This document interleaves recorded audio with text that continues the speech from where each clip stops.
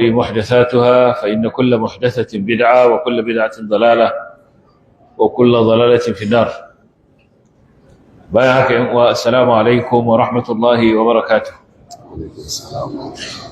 Barkanmu da sake saduwa a wannan masallaci mai tarin albarka, masallacin Gwallaga da ke nan cikin garin Bauchi a jihar Bauchi a wannan yammaci na Alhamis. Yau muna 9 ga watan Ramadan, hijirar ma'aiki sallallahu alaihi wa alihi wa sallama 1447, wanda kuma yake daidai da 26 ga watan biyu miladiyya ta 2026. A wannan majalisi da muke tafsirin Alkur'ani mai girma, wanda har yanzu muna cikin tafsirin suratul Nur, sannan muna tafsirin aya ta 11 zuwa ta 12.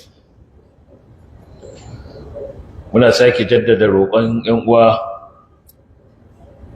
a ko'ina a faɗin ƙasar nan ci gaba da yi wa wannan ƙasa addu'a, musamman yankin arewa, a bisa halin da muke ciki na rashin tsaro da zaman lafiya da taɓarɓarewa al'amura.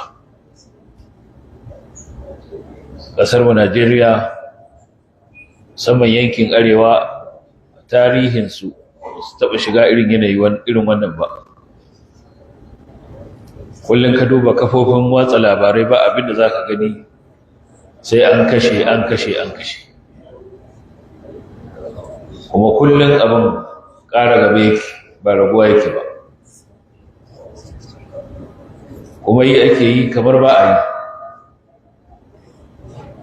Mun wayi gari muna rayuwa kai ka ce kowa shi kaɗai yake rayuwa, babu gwamnati tare da shi. Da wannan babu shakka ba ƙaramin haɗari ne ke da shi ba. Al'umma ta zama cikin wani yanayi kamar ba shugabanci. Yana daga cikin manyan haƙoƙi da suka rataya akan shugabanni, bayan kula da addininsu, kulawa musu da rayukansu da dukiyoyinsu da mutuncinsu. Da kusan waɗannan abubuwa a halin da muke ciki yanzu babu wanda ba a keta alfarmarsa ba. Saboda haka kaga manyan abubuwan da ake bukata shugabanci ya kula da su, ya kiyaye su, kusan su ne a yanzu muka rasa. To amma ba mu rasa Allah ba mu rasa taimakonsa ba, kuma shi mana alkawari mu roƙe shi zai ansa mana. Wa qala rabbukum ud'uni astajib lakum wa idha sa'alaka ibadi 'anni fa inni qarib ujibu da'wata ad-da'i idha da'an falyastajibu li wa liyu'minu bi la'allahum yarshudun. Don haka mu ci gaba da mai da al'amarinmu ga Allah, da kai kokenmu zuwa gare shi, mu gyara alaƙarmu tsakaninmu da shi, mu guji aikata saɓon Allah muna sane, mu kyautata wa junanmu, mu kula da haƙoƙin junanmu. Idan muka yi haka, Allah zai kawo mana taimako ta inda ba ma zato. Allah zai kawo mana ɗaukinsa ta inda ba ma tsammani. Ƙofofin Allah suna da yawa. Rundunar Allah shi kaɗai ya san yawanta, wa ma ya'lamu junuda rabbika illa hu. Ba mu san ta inda Allah zai kawo mana ɗauki ba, amma muna da kyakkyawan zato gare shi. Muna da kyakkyawan zato ga Ubangijinmu. Ubangiji kuma yana cewa ana inda husni zanni abdi bi falyadhunna bi ma sha. Ina nan a inda bawa na yake zato na, zato mai kyau. Don haka yayi zaton da ya ga dama, mu dai muna yi masa kyakkyawan zato. Mun yarda cewa idan muka kaskantar da kai gare shi, muka nuna gazawanmu, muka nuna cewa ba mu isa ba, wanda ita ce ƙofar da tafi kowace ƙofa kai ka zuwa ga ubangiji cikin sauki. babu linkisar wal iftiqar ila Allah azza wa jalla. Bawa ya nuna karayarsa, ya nuna bai isa ba, ya nuna shi mai tsananin bukatuwa ne zuwa ga Allah subhanahu wataala. Yayin da bawa ya yarda cewa bai isa ba, ba shi da dabara, ba shi da ƙarfi sai tare da Allah. Yayin da bawa zai nuna wannan, da nuna cewa yana da cikin matsuwa, yana buƙatar taimakon Allah, to a lokacin zai samu taimakon Ubangiji cikin gaggawa. Amman yujibul mutarra idza da'a wa yakshifu as-su'. Akwai wanda yake ansa addu'ar wanda yake cikin matsuwa, yake yayi masa damuwa ba Allah ba? Babu shi. A ilahun ma Allah? Akwai wani abun bauta na gaskiya tare da Allah? Babu. Da haka muna sake kira ga ƴan uwa a cikin irin wannan lokaci mai albarka, wannan wata mai albarka, watan rahama, watan jin kai, watan gafara. Ci gaba da kiran Allah subhanahu wataala a cikin sallolinmu da bayan mun kai azumin mu. Muna gaya masa matsalolinmu, muna roƙonsa Ubangiji subhanahu wataala ya yi mana damuwar da muke ciki. Ba na da tabbacin cewa a cikinmu akwai waliyan Allah waɗanda in suka ɗaga hannu suka yi addu'a suka roƙi Allah, Allah baya barin addu'a su tafi a banza. Wallahi wala in sa'alani la utiyanna wala in ista'adani la u'idhanna. Allah ya ce wallahi dan waliyina ya roƙe ni zan bashi, ya nemi tsari na zan tsare shi. Muna fatan za a ci gaba da addu'a, kuma muna sa tsammanin Ubangiji subhanahu wata'ala zai kawo mana ɗauki ta inda ba ma zato. Allah ya ansa mana addu'o'inmu. Amin. أعوذ بالله من الشيطان الرجيم. إن الذين جاءوا بالإفك عصبة منكم لا تحسبوه شرا لكم بل هو خير لكم لكل امرئ منهم ما اكتسب من الإثم والذي تولى كبره منهم له عذاب عظيم. Allah madaukakin sarki yace innal ladhina ja'u bil ifki usbatun minkum la tahsabuhu sharran lakum bal huwa khairun lakum likulli imri'in minhum maktasaba min al ithm walladhi tawalla kibarahu minhum lahu 'adhabun 'azim.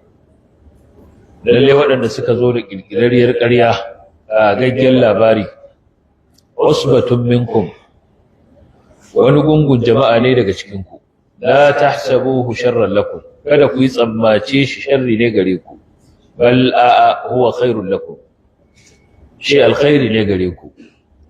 Likulli imri'in minhum maktasaba min al-ithm, kowane mutum daga cikin su yana da sakamakon abin da ya aikata na zunubi na laifi. Wallazi tawalla kibarahu minhum, wanda kuma ya jubinci gabarin kwaza wannan labari na ƙarya daga cikin su, lahu azabun azim, yana da azaba mai girma. A jiya mun yi bayanin cewa yawa daga cikin malamai magabata da malaman tafsiri sun bayyana cewa allazi tawalla kibarahu minhum shine Abdullah ibn Ubay ibn Salul, shugaban munafikai, shine wanda ya kirkiro labarin tun daga farkon sa, sannan ya rika tara iyalinsa da danginsa da ahalinsa yana kwaza musu wannan labarin, yana yada shi a tsakankaninsu. Daga nan labarin har ya zo kunnan wasu daga cikin mu'minai, kuma su ma suka rika dorarwa, suka rika yada labarin, ko sun yadda ko ba su yadda ba, amma dai sun ci gaba da yada labarin su ma. To shine Allah subhanahu wata'ala yayi alkawarin narko mai tsanani, narko mai girma ga wanda ya kirkiri wannan labarin tun karan farko, wanda shine Abdullah ibn Ubay ibn Salul. Allah ya ce lahu azabun azim, yana da azaba mai girma, ita ce azabar wutar jahannama da Allah zai sanya shi a can ƙasa, innal munafiqina fi darkil asfali minan nar, munafikai suna can ƙasa a cikin wutar jahannama. To wanda ita ce azaba mai girma da take jiransa. To abinda muka ce za mu yi tsokaci a kansa shine game da haddi na ƙazafi, tunda a can baya Allah su ta da zina sannan ba su zo da shaidu guda hudu ba. Allah ce ku yi musu bulala 80. To yaya waɗannan da suka yi wa Nana Aisha radiyallahu ta'ala anha ƙazafi, babu shakka sun shiga ƙarƙashin wannan ayar wallazina yarmuna al-muhsanat. Abdullahi ibn Ubay ibn Salul, babu ruwayar da ta tabbata na cewa shi an yi masa haddi, amma Imam Ahmad da ashabus sunan da wasu daga cikin malaman hadisi sun ruwaito hadisi ta hanyar Muhammad ibn Ishaq daga Abdullahi ibn Abi Bakr ibn Muhammad ibn Hazm, shi kuma daga Amrah binta Abdurrahman, ita kuma daga Nana Aisha radiyallahu ta'ala anha tace lamma nazala uzri qama Rasulullah sallallahu alaihi wasallam ala al-minbar fadhakara dhalik wa tala al-Qur'an falamma nazala amara bi rajulayn wa imra'atin faduribu haddahum. Nana Aisha radiyallahu ta'ala anha take cewa yayin da uzuri na ya sauka, wato Allah subhanahu wata'ala ya wanke ni, sai manzon Allah sallallahu alaihi wasallam ya fita zuwa masallaci, ya hawo minbari, ya ambaci abinda ya sauka, ya karanta alqur'anin da ya sauka, sune waɗannan ayoyin da muke tafsirin su. Yayin da ya sauko daga kan minbari, sai ya sa a zo masa da wasu maza guda biyu da wata mata, ya sa kuma aka yi musu bulalar haddi, wato bulala 80. Waɗannan mutane guda uku da aka yi wa haddi, ambatan sunansu ya zo a cikin Maghazi ibn Ishaq, wanda shi ne ya rawaito wannan hadisin daga Abdullahi ibn Abi Bakr ibn Muhammad ibn Hazm. A cikin littafinsa Al-Maghazi ya rawaito hadisin na Aisha radiyallahu ta'ala anha, lokacin da Annabi sallallahu alaihi wa sallam ya ce da ita, abshiri albishirinki wa qad anzala Allahu bara'ataki, Allah ya saukar da wanke ki. Sai ta ce bihamdillah, ina yi wa Allah godiya. Sa da Hamna bintu Jahsh, waɗanda duka waɗannan an ji su da bakinsu suna furta wannan kazafi da aka yi wa Nana Aisha, an ji su sun furta da bakinsu. Yace kuma ya kirkiri littafin tafsiri da yayi wa isnadi Ibn Jurayj an Ata an Ibn Abbas, kirkirarren littafi ne na tafsiri, ya dangana tafsirin zuwa ga Abdullahi dan Abbas. Saboda haka wannan yana daga cikin abinda aka dangana wa Abdullahi dan Abbas wanda bai inganta ba, cewa Annabi sallallahu alaihi wasallama yayi wa Abdullahi ibn Ubay ibn Salul ya masa bulala 80 ta haddi. Saboda haka wannan bai inganta ba. Hakanan At-Tabarani ya sake fitar da riwaya a cikin littafin sa Al-Mu'jam al-Kabir ta hanyar Isma'il ibn Yahya ibn Abdullah At-Taymi, shi kuma daga Ibn Abi Dhi'b, shi kuma daga Nafi', shi kuma daga Abdullah dan Umar. Ya kawo hadisin wannan kissa tana na Aisha gaba ɗayanta. A ciki sai ya ce wa ba'atha ila Abdullah ibn Ubay المنافق فجيء به فضربه النبي صلى الله عليه وسلم حدين. a cikin ruwayarsa sai ya ce annabi sallallahu alaihi wa sallama ya aika a zo da Abdullahi ibn Ubay ibn Salul, wanda munafiki ne, annabi ya sa aka yi masa haddi guda biyu. To wannan shi ma hadisi ne na ƙarya, ba na gaskiya ba. Wanda ake tuhuma da shi shine Isma'il ibn Yahya At-Taymi, wanda malamai suka ce kazzabun, maƙaryaci ne. Saboda haka babu wata ruwaya ta inganta zuwa ga wani sahabi da ya tabbatar mana da cewa shi Abdullahi ibn Ubay ibn Salul an tsayar masa da haddi.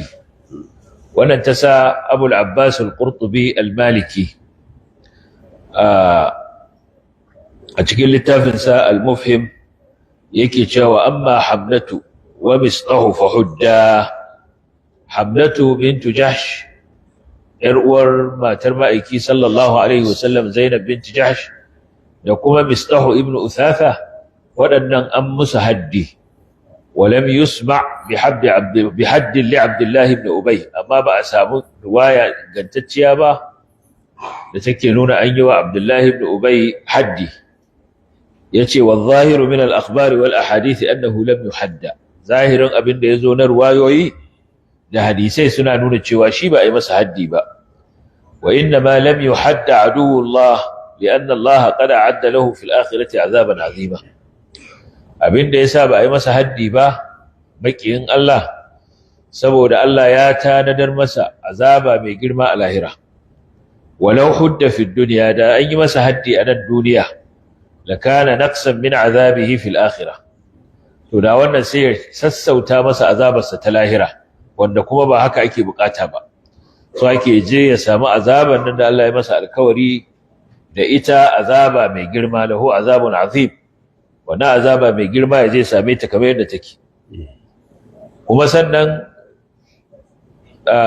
al-Qurtubi ya ci gaba da cewa sannan Allah subhanahu wataala ya fito karara ya bada shaidar cewa na Aisha ba ta da laifi kuma ya ƙaryata duk wani wanda ya jefe ta da wannan laifi saboda haka abinda ake bukata a samu ta hanyar haddi ya samu dama ana yi wa mutum haddi ne in yayi wani kasafi dan a wanke shi wanda aka yi wa kasafin a gane cewa ƙarya aka yi masa to Allah ya jibinci wanke na Aisha da ayoyin da ya saukar saboda haka makasudin abinda ake bukata ya samu an bayyana cewa shi wannan da ya kirkiro ƙaryan nan makaryaci ne domin Allah cewa fa iz lam ya'tu bi shuhada fa ulaika inda Allah humul kadhibun Allah ce in dai basu kawo shaidun nan ba guda hudu to waɗannan a wurin Allah makaryata ne saboda haka sun tabbata mai ƙaryata domin babu wata shaida da suka iya gabatarwa al-Qurtubi ya ci gaba da cewa wa inna ma hudda ha'ula'il muslimuna su waɗannan musulmi an musu haddi ne wato Hamna da Hassan ibn Thabit da Mistah ibn Uthatha ce waɗannan su an musu haddi ne li yukaffara anhum ismu ma sadara anhum min al-qadhfi don a kankare musu zunubin ƙazafin da suka yi su an musu haddi ne don ya zama musu kaffara hatta la yabqa alaihim tabi'atun min zalika fil akhirah kada wannan ya zama musu dawainiya a ranar gobe kiyama annabi kuma sallallahu alaihi wa alihi wasallama ya ambata cewa duk mutumin da yayi abin da za a yi masa haddi akai masa haddi to wannan kaffara ce gare shi yana ishara zuwa ga hadisin Ubadah ibn Sabit wanda yake cikin Sahih al-Bukhari da Sahih Muslim annabi sallallahu alaihi wasallam yace wa man asaba shay'an min zalika fa uqiba bihi fa huwa kaffara duk wanda yayi wani abu daga cikin abubuwan nan da aka hana kuma aka yi masa uquba a dalilin abin da ya aikata annabi yace to wannan kaffara ce saboda haka su an musu haddi dan ya zama musu kaffara dan a kankare musu laifin da suka aikata shi kuwa Abdullahi ibn Ubay ibn Salul babu abin da zai kankare masa laifinsa saboda Allah ya riga ya bashi tikitin shiga wutar jahannama kai tsaye lahu azabun azim wuta mai girma Abu al-Abbas al-Qurtubi ya ci gaba da gaya mana cewa watakila Annabi sallallahu alaihi wasallam ya sa a kyale shi kada a yi masa wato haddi domin a samu zaman lafiya da mutanensa saboda yana da mutane yana da mabiya yana da kabila kuma akwai wani burbushi na kabilanci wani lokaci da irin wannan idan aka taba babban mutum abin zai haifar da wata fitina babba domin an ga dan burbushin ta ma da ya fara tashi lokacin da Sa'ad ibn Ubada ya miƙe maganar sa bayan ya ji maganar Sa'ad ibn Mu'adh na cewa idan a cikin ƴan uwanmu ne Khazraj to annabi ka ba mu labari kaga aiki da cikawa to a lokacin an ga irin abin da ya dan faru na hatsaniya ba dan annabi sallallahu alaihi wasallam yana tsaye akan su ba kuma yayi kokarin kwantar da wannan tarzuma to da ba a san abin da zai faru ba a lokacin to shi yasa tana yiwa ya kasance annabi sallallahu alaihi wasallam ya kyale shi bai masa haddi ba domin a ci gaba da samun zaman lafiya don haka wani lokaci akan bar wata maslaha idan aka san cewa neman tabbatar da ita zai iya kawo wata mafsada domin ita daf'ul mafsada muqaddamatun ala jalbil maslaha a kullun a ka'ida a musulunci idan akwai maslaha, amma kokarin samar da maslaha zai jawo wata barna, wani abu mai amfani, amma kokarin tabbatar da shi zai haifar da wani abu mai barna, to akan gabatar da kawar da barna din akan jawo maslahar. Shi yasa annabi sallallahu alaihi wasallama bai ce a kashe munafikai ba, saboda kashe su din akwai maslaha a ciki, domin an raba musulmi da bara gurbi. To amma kuma in aka kashe su akwai wata mafsada, wata barna da za ta iya biyo baya. Kafirai za su iya yin amfani da wannan damar su rika hurewa mutane kunne cewa idan ma suka musulunta suka je gaban annabi sallallahu alaihi wasallam wata rana zai sa a kashe su. Wannan mafsadar annabi sallallahu alaihi wasallam ya guda, saboda haka ya kyale su, ba a tabbatar da wannan maslaha ta tsabtace al'ummar musulmi daga samuwar su cikin su ba. Ibn al-Qayyim alaihi rahmatullah a cikin Zadul Ma'ad yayi magana akan wannan kissa, yake cewa yayin da wahayi ya sauka ya wanke na Aisha radiyallahu ta'ala anha tatas, sai annabi sallallahu alaihi wasallam ya umarni da aje duk wani wanda aka ji ya furta wannan magana ta kage ga Aisha radiyallahu ta'ala anha cikin musulmi, aje a zo da shi a yi masa haddi. Aka je aka zo da su aka yi musu haddi bulala 80. Ibn al-Qayyim yace wa lam yuhadd al-khabith Abdullah ibn Ubay ma annahu ra's ahli al-ifk, amma sai ba yi wa Abdullahi wannan kazamin munafikin sai ba yi masa haddi ba, tare da cewa shine jagoran kitsa wannan ƙaryar da kwazata, sai ba yi masa haddi ba. To shine Ibn al-Qayyim ya kawo maganganu daban-daban na malamai wajen bayanin dalilin da yasa shi ba yi masa haddi ba. Wasu daga cikin malamai suka ce saboda shi haddi yana sassautawa mutum kuma yana zama masa kaffara. Yayin da mutum yayi laifin da za a yi masa haddi, aka yi masa haddi, to haddin ya zama masa kaffara ne laifin da yayi, saboda haka ya samu sassauci daga Allah subhanahu wataala. To shi kuma wannan kazamin munafikin bai zama wanda ya cancanci wannan ba, bai cancanci a yi masa abin da zai samu sauki ba, saboda Allah tuni ya yi masa alkawarin azaba mai girma, Allah kuma baya saba alkawari. Saboda haka wannan yafi kowane irin haddi da za a yi masa. Wannan ɗaya ce daga cikin maganganun malamai wanda shi ma al-Qurtubi Abul Abbas ya ambace ta. Haka nan wasu daga cikin malamai suka ce tana yiwa ba a yi masa haddi ba saboda ya kasance shine yake tattara bayanan, yake kuma zuwa yana fadawa, wato yake tattara ƙaryar, yake zuwa yana fadawa mutanansa, amma yana fadarsa da sigar da ba za a iya cewa shi kirkiro ba ko shi ya fada, yana fadarta da wasiga wadda ba za a iya danganta masa maganar ba. Wasu daga cikin malamai suka ce ai shi haddi baya tabbata sai idan mutum yayi ikrari cewa kan yayi wannan laifin, ko an samu shaidu akan cewa yayi laifin. La yathbutu illa bil iqrari aw bil bayyina, sai an samu ikrari, wato mutum yayi itirafi, yayi ikrarin cewa yayi laifin, sannan a tsayar masa da haddi, ko kuma a samu shaidu da za su bada shaidar cewa yayi wannan laifin, sannan a yi masa haddi. To shi wannan mutum bai yi ikrari da cewa yayi ba, bai fito yayi da cewa yayi laifin ba, kuma ba wani wanda yazo ba da shaidar cewa yayi. Saboda mai, saboda sanda yake maganar yana magana ne a bainar mutanansa, a cikin mutanansa, mabiyansa yake maganar. Saboda haka su kuma ba za su fito su yi ba da wata shaida mummuna a kansa ba. Baya fitowa cikin musulmi yana maganar, amma in ya zauna cikin ƴan uwansa munafikai, a nan yake kitsa maganarsa.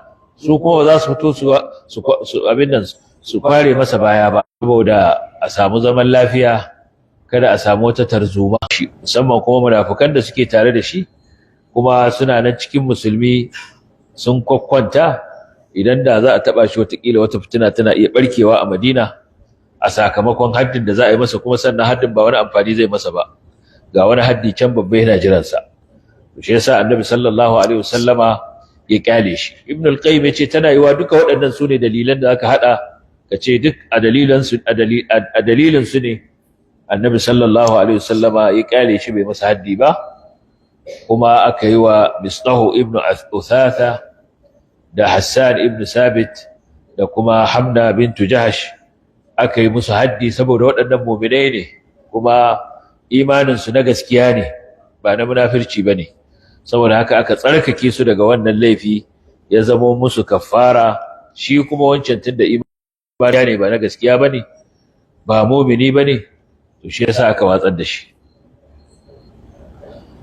Maganar Hassan ibn Sabit, wasu daga cikin marubuta sun wanke shi daga wannan zargin cewa bai yi abin da ake masa zarginsa ba. To amma dai tunda har Annabi sallallahu alaihi wasallam ya masa haddi cikin waɗanda aka yi wa haddi, babu shakka shaida ta tabbata a kansa. Inda shaida ba tabbata a kansa ba kuma bai yi ikrari ba, to ba za a yi masa haddi ba. Al-Alusi a cikin tafsirin Ruhul Ma'ani yana cewa watakila ya kasance shi da baki yake faɗa amma abin bai je zuci ba, yana dai faɗa ne kamar yadda ya ji wasu suna faɗa, shi ma yake maimaitawa da abin da suka bayyana a zahiri aka gani. Don haka tunda har ya faɗa ko da bai je masa zuciya ba, za a yi masa hukunci kamar yadda aka yi wa kowa hukunci. Sannan kuma ya zo daga baya ya nuna uzurinsa ko ya yi itisari, ya ba da haƙuri, har ma ya yabi na Aisha radiyallahu ta'ala anha da baitoci na waƙe wanda yake faɗar irin darajarta da falalarta, kuma ya nuna cewa shi wannan abu bai yi ba kuma ba zai yi ba, wato wannan ƙage ba zai ɗauke shi da gaske ba, ya yi wa na Aisha shi.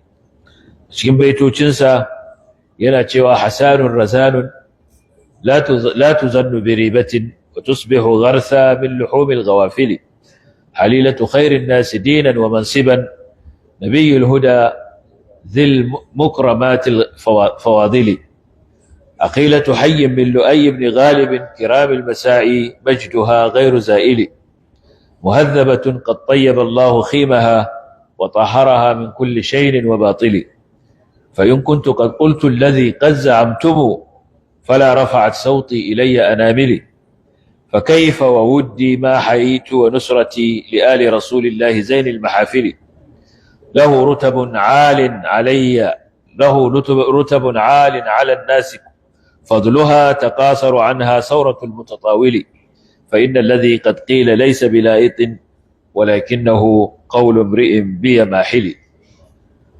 waɗannan baitoci kamar yadda kuka ji yabo ne yake kwararawa da Aisha radiyallahu ta'ala anha. Sai Hasanun wacce ce wacce take katangaggiya kamammiya, razanin mai hankali wacce ta san abin da take yi, ba tuzannu bi ribatin, ba mace ce da za a tuhume ta ba, da a zarge ta da wani laifi.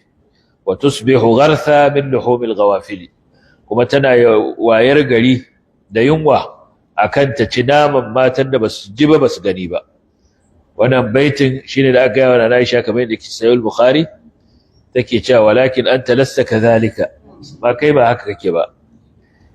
Halilatu khairin nasi dinan wa mansiban, ita ce matar wanda yafi kowa alkhairi a duniya shine Annabi sallallahu alaihi wasallama ta fuskar addinin sa da matsayin sa. Nabiyul huda shine annabin shari'a, dhil mukramatil fawadili wanda yake da ababan karramawa da girmamawa masu daraja. Aqilatu hayyin min lu'ay ibn ghalib, mata ce mai daraja mai hankali wacce ta fito daga kabilar wato reshen gidan Ghalib, Lu'ay ibn Ghalib, ɗaya daga cikin kakannin Qurayshawa, kiramil masa'i wanda suke da ayyukan alkhairi masu yawa. Majduha ghairu za'ili, girmanta da darajarta da ɗaukakarta ba za ta gushe ba. Yace muhazzabatun, wacce ce mai tarbiya, ta samu tarbiya a gidansu, ta samu tarbiya a gidan Annabi sallallahu alaihi wasallama. Qad tayyaba Allahu khimaha, Allah ya tsarkake asalinta, domin inda ta fito da wanda shine mahaifinta da wacce ita ce mahaifiyarta, asalin gidan da ta fito gida ne mai tsarki mai daraja. Wa tayyaba wa taharaha min kulli shay'in wa batili, Allah kuma ya tsarkake ta daga dukkan wani abu na muzantawa ko dukkan wani abu na ƙarya. Yace Allah ya tsarkake ta daga wannan. Yace fa in kuntu qad qultu alladhi qad za'amtum fala rafa'at sawti ilayya anamili, yace idan har da gaske abinda kuke cewa na faɗa din, to kada hannuna ya iya daga bulalan nan tawa, wato Allah ya sa hannaye na shanye, in dai har wannan abin da kuke cewa na faɗa fa kaifa ta zan faɗi wannan abu da kuke tuhumata da shi, wa wuddi ma hayitu wa nusrati li ali rasulillahi zainul mahafili. Yace burina da kuma wato gudunmawata da taimakona matukar ina raye zan ba da shi ne ga iyalan annabi sallallahu alaihi wasallama, wanda shine adan kowane taro. Wato ta yaya zan ma iyalan annabi sallallahu alaihi wasallama kage bayan ni ba ni da wani buri a duniya, ba ni da wani abu da nake so a duniya irin na ga na ba su taimako, na ba su kariya, saboda su ne iyalan gidan annabi sallallahu alaihi wasallama. Yace annabi yana da rutabun alin ala nasi, yana da darajoji waɗanda suka kere na kowa a duniya. Fadluha taqasaru anha sauratul mutatawili, duk yadda wani mai kokarin ya ga ya kamo wannan falala ba zai iya kamo shi ba. Waye ya isa falalarsa ta kai ta annabi sallallahu alaihi wasallama? Yace fa innal ladhi qad qila laysa bila'itin, wannan magana da aka faɗa aka dangana min, to ba za ta shafe ni ba. Wato an faɗa min, an dangana min, amma ni ban faɗi ta ba. Walakinahu qawlu imri'in bi mahili, magana ce ta mutumin da ya so yayi min ƙarya. Saboda haka anan yana barranta kansa, yana nesanta kansa daga abinda aka jingina masa na cewa ya furta mummunar magana ga Nana Aisha radiyallahu ta'ala anha bayan shi ga yadda ya dauke ta. Nana Aisha ta ci gaba da girmama Hassan ibn Thabit bayan wannan abu ya faru, kuma duk sanda ta ambace shi takan ambace shi da alkhairi, bata rike abin aranta ba, saboda in ma da gasken abinda kamar yadda aka ce an ji shi yana furtawa, to an yi masa haddi, saboda haka Allah subhanahu wataala da wannan hukuncin da aka yi masa ya tsarkake shi, ya tsarkake duk wani musulmi. Ibn Sa'ad a cikin littafin At-Tabaqat ya fitar da athar daga hadisi daga Muhammad ibn Sirin, shi kuma daga Nana Aisha radiyallahu ta'ala anha, yace ta kasance tana yi wa Hassan ibn Thabit izini idan ya zo ya nemi izinin shigowa inda take. Takan sa a kawo masa fulo, a yi masa shimfiɗa ya zauna, wato ta girmama shi, har ma tana cewa la tu'zu Hassanan fa innahu kana yansuru Rasulullahi sallallahu alaihi wa sallam bi lisani. Kada ku cutar da Hassan, inji Nana Aisha. Tace kada ku rika cutar da shi, domin mutum ne da ya rika taimakawa Annabi sallallahu alaihi wa sallama da harshensa. Wato da irin waƙen da ya rika yi, yana kare ma'aiki sallallahu alaihi wa sallama, yana mai da martanin zambo da wasu daga cikin Qurayshawa kafirai a wancan lokacin suka rika masa. Ibn Jarir at-Tabari a tafsirinsa ya fitar da athar daga Amir ibn Shurahbil ash-Sha'bi, shi kuma daga Nana Aisha radiyallahu ta'ala anha. Asalin athar din kuma hadisin yana cikin Sahih Muslim. Aisha radiyallahu ta'ala anha take cewa ba sami'tu bi shay'in ahsana min shi'r Hassan, ban taba jin wani waƙe kamar waƙen, wato wani waƙe mai kyau kamar waƙen Hassan ibn Thabit ba. Wa ma tamathaltu bihi illa rajawtu lahu aljanna, duk sanda na tuno waɗannan baitoci nashi da yayi na waƙe, nakan masa fatan Allah ya bashi gidan aljanna. Shine fadar da ya ga wa Abu Sufyan lokacin da Abu Sufyan kafin ya musulunta, kuma musuluncin sai kyautatu, kafin ya musulunta yayi wasu baitoci yayi wa Annabi sallallahu alaihi wasallam zambo. Annabi sallallahu alaihi wasallama ya kira Hassan ibn Thabit, yace ajib an, ka bashi ansa. Yace amma ka je wurin sayyidina Abubakar, yafi kowa sanin nasaba gida na Larabawa, zai gaya maka cewa wannan gidan ga inda ya fito, ga waɗannan ga asalin su, saboda kada ka je ka yi wata magana da za ta taba gidajen masu daraja. Saboda haka yaje sayyidina Abubakar ya gaggaya masa komai da komai. To shine yazo yayi wasu baitoci a ciki yake cewa hajauta Muhammadan fa ajabtu anhu wa inda Allah fi dhaka aljazaa'u fa inna abi wa walidahu wa irdi li irdi Muhammadin minkum wiqa'u atashtumuhu wa lasta lahu bikuf'in fa sharrukuma li khayrukuma alfida'u lisani sarimun la aiba fihi wa bahri la tukaddiruhu ad-dila'u. Baitoci ne masu yawa amma wannan kaɗan ne daga ciki. Aisha radiyallahu ta'ala anha take cewa duk sanda na karanto waɗannan baitoci nakan yi wa Hassan ibn Thabit fatan shiga aljanna. Yana cewa kai wa Muhammadu sallallahu alaihi wasallam zambo, ni kuma na mayar maka da martani, kuma a wurin Allah nake fatan samun sakamakon abin da nayi. Fa inna abi wa walidahu wa irdi li irdi Muhammadin minkum yuqa'u. Yace da babana da kakana da mutunci na gaba ɗaya duka zan hada in fanshi mutuncin Annabi sallallahu alaihi wasallama da iyalansa. Kaga wannan baitin kadai yana nuna yadda ya dauki Annabi sallallahu alaihi wasallam da iyalansa, da irdin Muhammad sallallahu alaihi wasallam shine iyalansa, matansa sune mutuncinsa. Abinda ya taba mutuncin matansa ya taba mutuncinsa.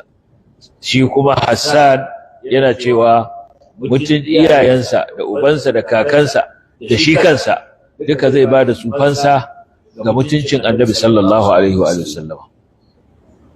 Ce zaka rika zagin sa alhalin kai ba sa'ansa bane, zaka rika fadar batanci akan sa alhalin kai ba sa'ansa bane, to kai ne mafi sharri, kuma kai ne zaka zamo fansa ga wanda yake mafi alkhairi shine Annabi sallallahu alaihi wasallam. Yace harshe na takobi ne ga yawo jini na wuce, la aiba fihi, baya disashewa wa bahri la tukaddiruhu ad-dila'u. Yace kuma kogina duk yadda guga za ta yi yawa a cikinsa ta ibar ruwa ba za ta gurɓata shi ba. To shi ne Aisha take cewa waɗannan baitoci suna ba ta sha'awa, taɓa jin baitoci irinsu ba. A shahid anan shi ne yadda Nana Aisha radiyallahu ta'ala anha ba ta gushe ba tana faɗa alkhairin Hassan ibn Sabit, kuma tana yi masa kyakkyawan fata. Sannan Allah subhanahu wa ta'ala ya ci gaba da cewa لولا إذ سمعتموه ظن المؤمنون والمؤمنات بأنفسهم خيرا وقالوا هذا إفك مبين لولا جاءوا عليه بأربعة شهداء فإذ لم يأتوا بالشهداء فأولئك عند الله هم الكاذبون. الله يقول لولا إذ سمعتموه ظن المؤمنون والمؤمنات بأنفسهم خيرا وقالوا هذا إفك مبين. Allah ce laula in sami'tumuhu, me ya hana lokacin da kuka ji wannan labarin na ƙarya, dhannal mu'minuna wal mu'minatu bi anfusihim khaira, mu'minai maza da mu'minai mata yasa basu yi wa kansu, basu yi wa kawunan su zaton alkhairi ba. Wa qalu, suka kuma ce hadha ifkun qadim, hadha ifkun mubin, wannan kage ne mabayyani. laula jawo alaihi bi arba'ati shuhada, me ya hana ba za su kawo shaidu hudu akan wannan kagen ba. Fa idan lam ya'tu bi shuhada, to tunda har ba su kawo shaidun ba, fa ulaika inda Allah humul kadhibun, to waɗannan su ne makaryata a wurin Allah. Bayan Allah subhanahu wataala ya ambaci uqubar wanda ya kirkiro wannan ƙarya, shine Abdullahi ibn Ubay ibn Salul, yace lahu azabun azim. Sai Allah ya dawo kan mu'minai waɗanda suka ji wannan labari. Akwai wanda ya ji wannan labari yayi shiru, bai ce komai ba, bai ce ko a'a ba, an yi ko ba ai ba. A cikin su akwai kuma wanda ya ji fatahaddatha bihi, yaje yana faɗa shi ma yana bada labarin, muta'ajjiban min qa'ilihi, yana mamakin ya za a yi mutum ya rika faɗar wannan zancen, wato irin abin nan ba shi ya faɗa ba amma kuma yana yawo yana faɗa. In ya faɗa sai ce yanzu a ce wannan magana ana dingina ta da Nana Aisha, yana mamakin ana faɗarta a danganta ta da Aisha radiyallahu ta'ala anha. Wani kuma ya ce yana so ya ji tabbaci ne, yana so ya ji yaya maganar haka take ko ba haka take ba, saboda haka shi yasa yake ɗauko maganar yana ƙara taso ta. Wani kuma ya faɗa kuma yana ƙoƙarin ziga mutane su ma su ta faɗa.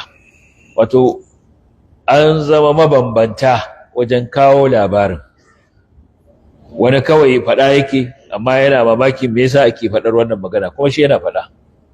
Irin abin nan da 'yan social media sai wata ƙazamammiyar magana mai ƙazantar gaske sai zo shafinsa sai ɗauko ta sai ya ɗora ta sai ce kaji mutumin nan, sai kuma ya saka magana kaga yada ta yake ƙara yi. Wato akwai wasu waɗanda Allah bai musu wayo ko in ce bai musu hankali cikakke ba, wani lokaci da sunan wai su yi faɗakarwa to amma su yi ta yaɗa ɓarna. Wataƙila mutumin nan ma wani mutum ne wanda yake maghmur, ba wanda ya damu da shi, ba ma san me yake ba. Wataƙila in yayi maganar daga shi sai yan abokansa ne suka san ma yayi, amma kai ka ɗauko ta ka kawo ta ka saka a wani shafi da wataƙila akwai masu bibiyar ka, wai kawai dan ka nuna mutane ya ce kaza. Saboda ka daga lokacin sai ka tallata shi, daga lokacin sai ka tallata shi. Da yawa irin ina muna ganin irin wannan. Aga wani ya sa karatuttukan professor wane ko doctor wane ko waye wane, amma je ɗauko wani kwamacala sai zo saka a wannan shafin, wai yana so ya nuna mutane ga wani yayi barna, bai san kuma yaɗa barna yake yi ba, yaɗa ta yake. To akwai gabaye da yawa wanda muna da su, wanda rama naf'an fa darra min ghairi qasdin wa min albirri ma yakunu uquqa. Shi tunaninsa ya kyautata, tunda ya ce ga wani mutum yayi maganar banza ko ya yi sadara kalma biyu amma ya kawo magana minti 30 ya saka. Abu shakka wanda ya barna ce. Za mu zo mu yi magana akan innal ladina yuhibbuna an tashi al-fahisha, yana daga cikin isha'atul fahisha.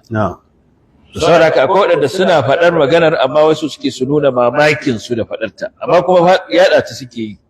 Akwai kuma waɗanda suna yaɗa ta ne da sunan wai suna so su je gaskiyar labarin, amma kuma yaɗa shi suke yi. Ko kuma waɗanda suna yaɗa shi ne da sunan kawai su ma su zuga mutane su ci gaba da yaɗa shi. To shi ne Allah ce laula in samaitumuhu, me ya hana lokacin da kuka ji wannan ƙaryar ana danganta ta da Aisha radiyallahu ta'ala anha, dhanna almu'minuna wal mu'minatu bi anfusihim khaira. Me ya hana mu'minai maza da mu'minai mata su yi wa junansu kyakkyawan zato, su yi wa junansu zato na alkhairi. Da yawa daga cikin malaman tafsiri sun fassara ayar da haka. Da yasa ba za su yi wa zanna ba'dhum bi ba'd alkhaira wa as-salamata mimma ramau bihi Aisha. Da yasa ba za su yi wa kansu kyakkyawan fata ba daga wannan ƙaryar da aka dangana wa Aisha. Anan tartibu dhanni ala as-sama' bi tartib al-jazaa'i ala ash-shart yana nuna musara'a. Ce laula in sami'tumuhu dhanna al-mu'minuna wal mu'minatu bi anfusihim khairan. Ana nufin da zarar lokacin da kuka ji ana magana ko ku yi wa kanku kyakkyawan zato mana, ku yi wa junanku kyakkyawan zato mana, kar ku tsaya ɓata lokaci wajen cewa sai kun binciko, sai kun yi bincike na kwakwaf, sai kun yi waye. Kawai daga kunji ku yi wa kanku da ƴan uwanku kyakkyawan zato. Anan za mu ga an ambaci mu'minai maza, aka kuma ce mu'minai mata, al-mu'minuna wal mu'minatu, tare da cewa hukuncen shari'a ko kuma siyaƙin uslubin alqur'ani galibi in aka faɗi maza, mata sun shiga ciki. Galibin dokoki na alqur'ani da suka zo wanda sun shafi mace sun shafi namiji, za ga cewa mazan kawai ake faɗa amma ba faɗan matan, saboda suna daga cikin waɗanda za su shiga. An faɗa haka ne babu taglib, wa aqimus salata wa atuz zakata, mace da namiji duka suna ciki. Wasta'inu bis sabri was salah, mace da namiji suna ciki. Hafizu ala salawati was salatul wusta wa qumu lillahi qanitin, duka mata da maza duk sun shiga cikin irin waɗannan umarni, amma suna zuwa da siga ta namiji. Amma nan sai aka ambaci maza, aka ambaci mata. Me yasa aka ambaci mata? Saboda magana ce ta gulma. Ta maganar gulma mace tafi namiji anan, saboda haka ba za ta shiga karkashin namiji ba, sai dai ta ci gashin kanta. wanda Allah yake cewa ya ayyuhal ladina amanu la yaskhar qawmun min qawmin asa an yakunu khayran minhum, sai ce wala nisa'un min nisa'in asa an yakunna khayran minhunna. Qawmun min qawm, maza da mata duk sun shiga. amma sai aka sake ware mata su kadai yake wala nisa'un min nisa saboda a tsakanin su gulma ta fi yawa akan gulmar da take cikin mata, saboda haka fito da su a bayyana su karara saboda a nuna wannan cewa ya kamata har su iyayen gulma to su kare bakin su lokacin da suka ji irin wata munar magana an jingina ma wata yar uwarsu wadda sun san ta mu'mina ce mutumiyar kirki, ba san ta lalatacciya ba san ta da aikata alfasha ba, amma aka samu wasu ɓata gari suka jefe ta da wani abu mara kyau, su yi mata kyakkyawan zato, su yi mata zaton alkhairi. Allah ce bi anfusihim su yi wa kawunansu. Allah ya bai da mu'minai gaba ɗaya suka zama rai guda ɗaya, saboda mu'minai gaba ɗaya kamar jiki ɗaya ne, kamar rai guda ɗaya ne. la taqtulu anfusakum inna Allaha kana bikum rahima. Kada ku kashe kawunanku, ku kashe kawunanku, ku kashe kuma wani daga cikin ɗan uwan musulmi. haka nan Allah cikin wannan sura zamu gani inda Allah ke cewa idza dakhaltum buyutan fasallimu ala anfusikum. Cikin abinda wasu malamai suka fassara ta fasallimu ala anfusikum ay falyusallim ba'dukum ala ba'd. Sallimu ba'dukum ala ba'd. Yi wa junanku sallama wala talmizu anfusakum. Kada ku yi wa junanku zunde. Saboda sai aka kawo kalmar anfus saboda jiki ɗaya ne, mu'mini dukan su jiki ɗaya ne, abu ɗaya ne. Nabi sallallahu alaihi wasallam kamar da cikin sahih al-Bukhari حديث النعمان بن بشير رجوا مثل المؤمنين في توادهم وتراحمهم وتعاطفهم كمثل الجسد الواحد إذا اشتكى منه عضو تداعى له سائر الجسد بالسهر والحمى. النبي صلى الله عليه وسلم يجي مثال المؤمنين وجن قونر جونانسو da jinkan junansu da tausayawa junansu, manzo Allah ce kamar jiki ɗaya ne, kamar gangan jiki ɗaya ne. Yayin da wata gaba ta kamu da ciwo to duka jiki duka gabobi sai su kwana ba bacci, sannan kuma su dauki zazzabi. Saboda haka wannan yana nuna cewa mu'minai abu ɗaya ne, shi wa kyakkyawan su kyakkyawan zato. Taglibu janibi husni zanni, game da dan uwanka musulmi ka rinjayar da bangaren kyakkyawan zato, wannan wajibi ne, ba alfarma bace ka ji wani abu mara kyau ana dangana wa ɗan uwanka musulmi, ka yi masa kyakkyawan zaton cewa bai aikata ba ko ba haka yake nufi ba, abin da yake nufi alkhairi ne, to wannan abu ne wanda yake wajibi, ba alfarma ba ce, wajibi ne. To idan ya zanto a tsakanin mumini da ɗan uwansa mumini wajibi ne, to ina kuma ga ummul mu'minin Aisha radiyallahu ta'ala anha, ina kuma ga sahabin annabi sallallahu alaihi wasallam wanda annabi ya ce la a'lamu anhu illa khairan, ban san komai game da shi ba sai alkhairi, ina kuma ga shi. Saboda haka muna da zato tsakanin juna abu ne wanda shari'a ba ta san shi, abu ne mai munin gaske, abu ne kuma mai haɗarin gaske, shiga haƙƙi ne.